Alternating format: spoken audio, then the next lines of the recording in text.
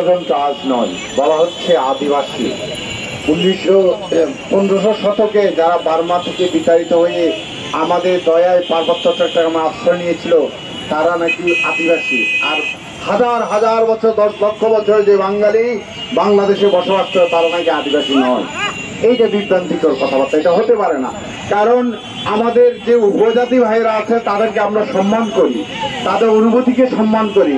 তাদের জন্য পার্বত্য চট্টগ্রামে 3টা জেলা পরিষদ, প্রতিমন্ত্রী মর্যাদা জেলা পরিষদের চেয়ারম্যান শুধু তারাই থাকে। ওখানে কোনো বাঙালি প্রতিদ্বন্দ্বিতা বা চেয়ারম্যান হওয়ার সুযোগ থাকে না।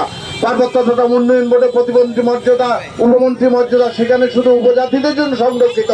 বাঙালিদেরকে 2য় শ্রেণীর নাগরিক বানানো হয়েছে। 3টা জেলা পরিষদে 30 জন সদস্যের মধ্যে 10 জন বাঙালি, 20 জন উপজাতি ভাইদের রাখা হয়েছে।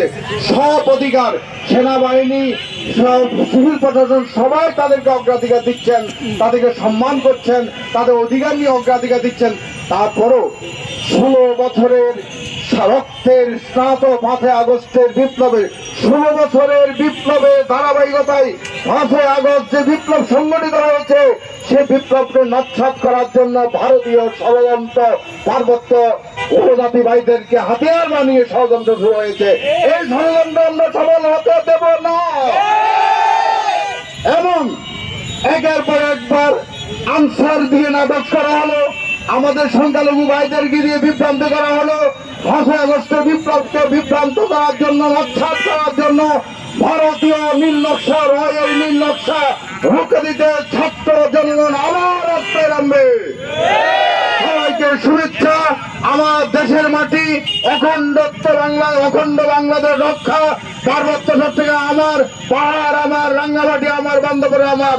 যেমনি ভাবে পাহাড়ি উপজাতি ভাইদের জন্য এই ক্যাম্পাসও তাদের, তারা যেভাবে এখানে মিছিল করে গেছে আমরাও সেখানে করব। আমরা তাদের সাথে সহাবস্থান করব। কেউ যেন অশান্তি সৃষ্টি করতে না পারে, দেশকে ক্ষতিগ্রস্ত করতে না পারে, সে ব্যাপারে সবাই সোচ্চার থাকবেন। সবাইকে শুভেচ্ছা।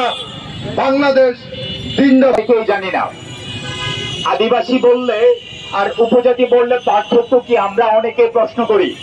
আসলে একজন ভাই যার নাম হচ্ছে রহিম, তাকে যদি করিম ডাকি আসলে আহামরি কোনো পরিবর্তন হয় না। ও থাকতো, ওর পরিচয় ঢাকা ইউনিভার্সিটির স্টুডেন্ট যদি রহিম বলি, কিন্তু পর্যায়ক্রমে ও যখন বলতেছে ভাই আমার বন্ধু বান্ধব শুভাকাঙ্ক্ষী যারা আছে, ভাই আমাকে আজকে থেকে রহিম না তুমি করিম ডাকো, 2-4-5 দিন অনুরোধের পরে আমি ওকে করিম ডাকা শুরু করলাম।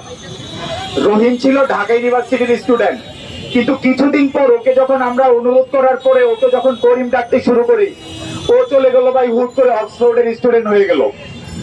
এটা তখন কিন্তু আমরা সচেতন সমাজ মানতে পারি না। কি রে ভাই, রহিম পড়তো ঢাকা ইউনিভার্সিটিতে, ও অনুরোধের পরে করিম ডাকলাম, ও চলে গেল এখন অক্সফোর্ডে। এর পিছনের রহস্যটা কি? এমন যেমন আকাশ পাতাল ব্যবধান হয়ে যায়। উপজাতি শব্দের পরিবর্তে কাউকে যদি আমরা আদিবাসী স্বীকৃতি দেই বা আদিবাসী ডাকি, তার পিছনেও ভাই এই ধরনের একটা বড় ষড়যন্ত্র আছে, যেটা নিয়ে আমাদের সকলের সচেতন মহলের স্টাডি করা উচিত। প্রিয় সংগ্রামী উপস্থিতি, এই পর্যায়ে আপনাদের সামনে সংক্ষিপ্ত বক্তব্য নিয়ে আসবে